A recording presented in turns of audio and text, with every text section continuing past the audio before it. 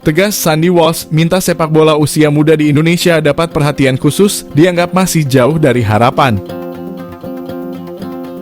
Bek Timnas Indonesia, Sandy Walsh, memberikan kritikan terkait pembinaan sepak bola usia muda di tanah air. Sandy salah satu pemain yang sudah cukup kenyang merasakan didikan sepak bola Eropa dari kecil.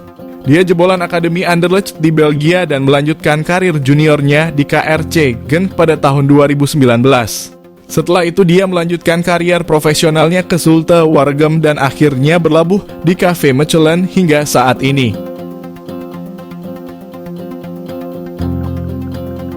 Pengalaman ini membuat Sandy bisa memberikan penilaian kepada pembinaan pemain muda di tanah air. Sandy Walsh menjelaskan bahwa Indonesia memiliki banyak pemain muda potensial.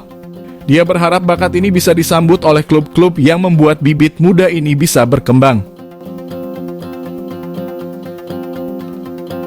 Menurutnya ini adalah aset yang berharga bagi sepak bola Indonesia di masa depan. Bek berusia 28 tahun ini menegaskan bahwa pemain muda ini harus mendapatkan pengalaman bermain di kompetisi yang baik. Apalagi pemain-pemain ini masih memiliki semangat yang tinggi di sepak bola.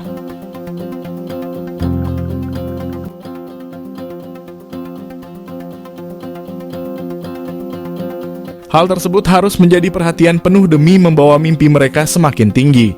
Sandy melihat bahwa sampai saat ini usaha untuk memberikan akses untuk pemain-pemain muda sebenarnya sudah berjalan. Namun usaha itu belum cukup dan masih ada yang harus diperbaiki ke arah lebih baik. Dia percaya bahwa pemain-pemain muda bisa berkembang lebih jauh dan mendapatkan performa yang bisa mencuri perhatian saat mendapatkan perhatian.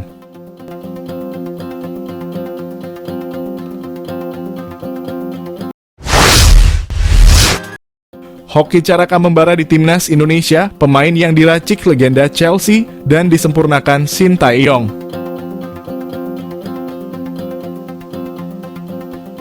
Penyerang Timnas Indonesia, Hoki Caraka menjadi bintang saat skuad Garuda mengalahkan Brunei Darussalam.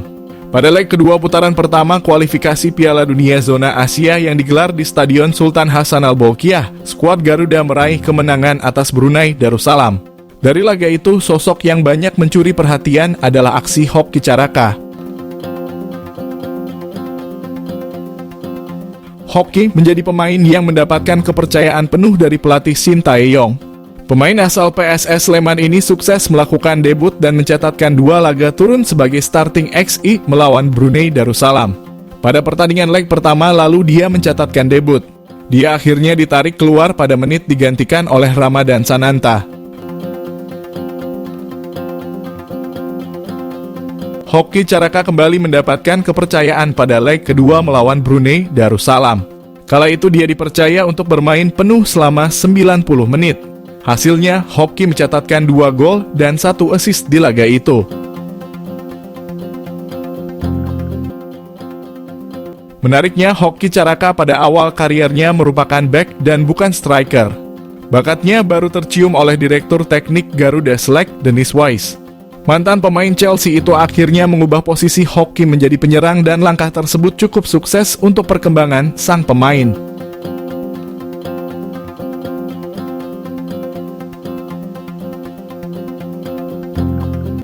Sementara itu, Shin Tae-yong memang sengaja memanggil Hoki, Zaki Ashraf, dan Arkan Fikri ke timnas senior. Menurutnya, momen itu jadi kesempatan mereka untuk belajar dari pemain yang lebih berpengalaman di TC Squad Garuda. Selain itu, pemain-pemain muda itu akan jadi masa depan timnas dan harus disiapkan dengan matang. Shin Tae-yong bekerja dalam diam, sudah siapkan 3 penyerang mematikan timnas Indonesia.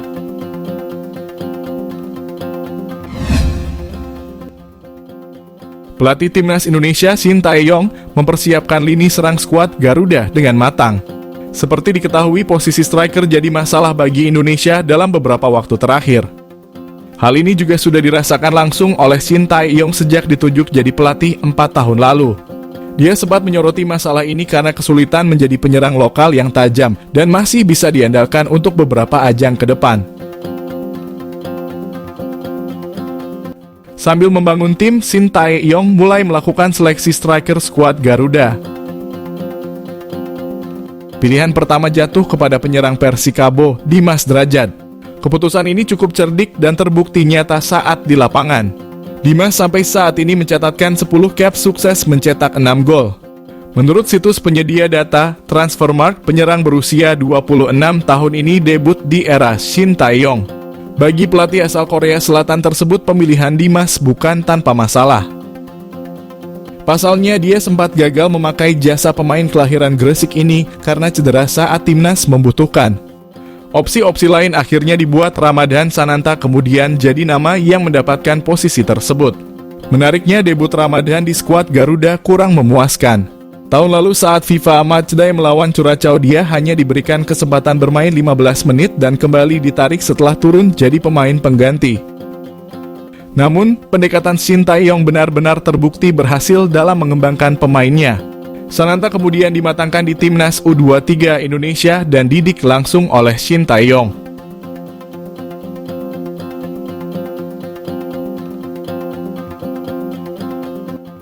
Saat ini penyerang Persis Solo ini dalam performa yang apik di timnas senior dibuktikan dengan 4 gol dari 6 pertandingan. Proyek terakhir di sektor striker bagi Shin Tae-yong adalah mematangkan Hoki Caraka. Hoki juga sempat mendapatkan didikan keras lewat program Garuda Select. Mental pemain ini juga semakin solid setelah menjalani TC panjang timnas U20 Indonesia. Setelah TC tersebut, dia kembali ke klub dan mulai menunjukkan kapasitasnya. Dengan tangan dingin Shin Tae-yong, 3 striker lintas umur ini mulai dimaksimalkan karena mereka akan dihadapkan dengan turnamen penting selanjutnya.